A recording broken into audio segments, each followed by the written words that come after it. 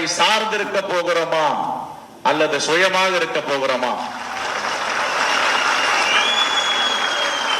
எவ்வளவு காலம் பிறரை சார்ந்திருக்க முடியும்? ஆனா செல்வத்திருந்த இந்த பேச்சு மிகவும் ஒரு சர்ச்சையை ஏற்படுத்தும். திமுக தயவுல எல்லாம் நாங்க வரலடா, காங்கிரஸ்டா 130 வருஷம் கட்சிடா, எப்படி அந்த கட்சியை பேசுறாரு பாருங்க. இப்படி ஒரு தலைமை இதுக்கு முன்னாடி பேசுறது உண்டா? காங்கிரஸ் கட்சிக்காரங்க எந்த தலைவனா இப்படி பேசுனது உண்டா? எங்க செல்வ பெருந்தையை மட்டும்தான் பேசுறாரு. செல்வ பெருந்தகைடா, செல்வ பெருந்தகை சும்மா கிடையாதுடா. பிறரை சார்ந்தே நம்ம இருக்கணுமா அல்லது நம்ம சுயமா இருக்கணுமா? எப்படி அந்த எதுகை மோனை கொண்டு வர பாருங்க. அதாவது பிறரை சார்ந்தே நம்ம இருக்கணுமா இல்ல நம்ம சுயமா இருக்கணுமா? பிறரை சார்ந்து எவ்வளவு நாள் நம்ம இருக்க முடியும்?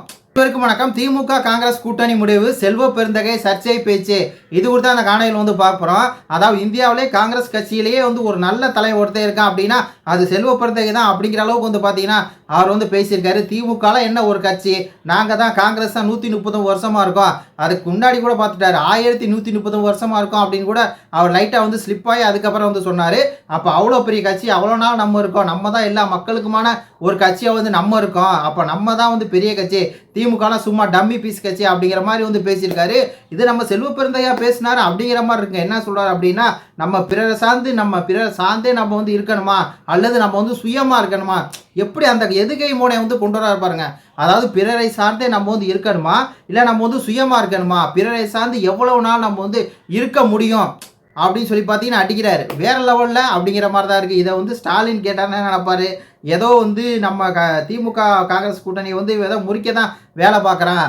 அதாவது நம்ம ஸ்டாலின் நினைப்பாரு, நம்ம தயவில் தான் ஒரு 10 சீட் போனால் போன்னு சொல்லி கொடுத்தோம், அதில் ஜெயிச்சுட்டு என்ன பேச்சு பேசுகிறான் பாருங்க இந்த செல்வ பெருந்தையா அப்படிங்கிற மாதிரி ஸ்டாலின் அவர்கள் நினைப்பாரு. ஆனால் அப்படிலாம் நினைக்கக்கூடாதுங்க. செல்வ பெருந்தை என்ன பண்ணுறாருன்னா, காங்கிரஸ் கட்சி வளரணும், நம்ம 139 வருஷமாக இருக்கிறோம், அப்போ இருந்தும் நம்ம மக்களுக்கு எந்த நன்மை ஒன்றும் செய்யலை, தமிழ்நாட்டு மக்களுக்கு எந்த நன்மை ஒன்றும் செய்யலை. திமுக கூட்டணி வச்சு பார்த்தீங்கன்னா 2009 ஈழத்தமிழர்களை க்ளோஸ் பண்ணி விட்டோம். அந்த மாதிரி நம்ம பல வேலைகளை பார்த்தோம். இங்கே நம்ம தான் நீட்டு தேர்வை கொண்டு வந்தோம், நம்ம தான் என்ஐஏ கொண்டு வந்தோம், நம்ம தான் சிஏ எல்லாமே நம்ம தான் கொண்டு வந்தோம்.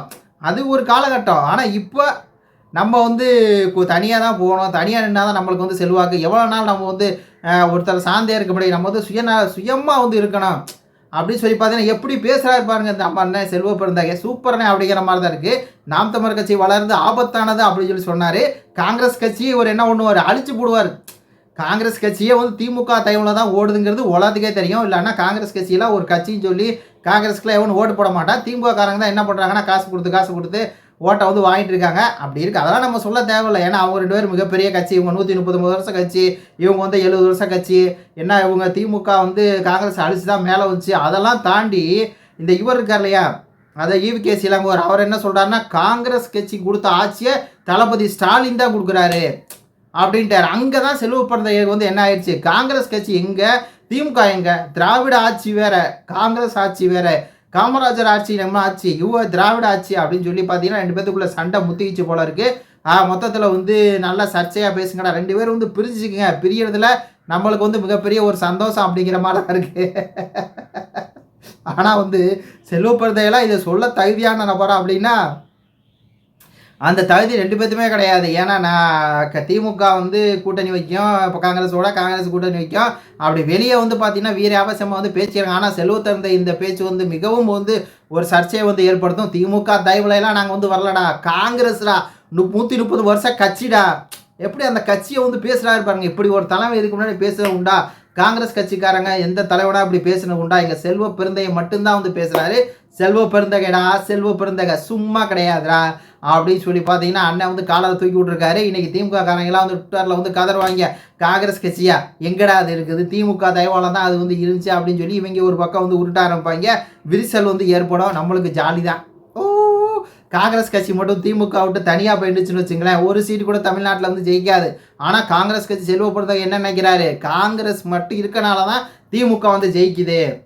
கரெக்டு தானேங்க, அவர் செல்வ பெருந்தகை நினைக்கிறது கரெக்டு தாங்க. காங்கிரஸ் எல்லாம் திமுக கட்சியே இல்லைங்க, நம்ம சப்போர்ட் பண்ணுவோங்க நம்ம செல்வ பெருந்தகைக்கு. என்ன இருந்தாலும் ஒரு தமிழர் ஆகி போயிட்டார் இல்லையா செல்வ பெருந்தகை நாம் தமிழர் கட்சி வளர்ந்து ஆபத்தானு சொல்லிட்டு உங்கள் கட்சியே நீங்கள் க்ளோஸ் பண்ண வரீங்களே அப்படிங்கிற மாதிரி தான் இருக்குது. பார்க்கலாம் என்ன நடக்குது அப்படின்னு சொல்லி. இது பற்றி உங்களுடைய கருத்துக்களை சொல்லுங்கள். நன்றி, வணக்கம்.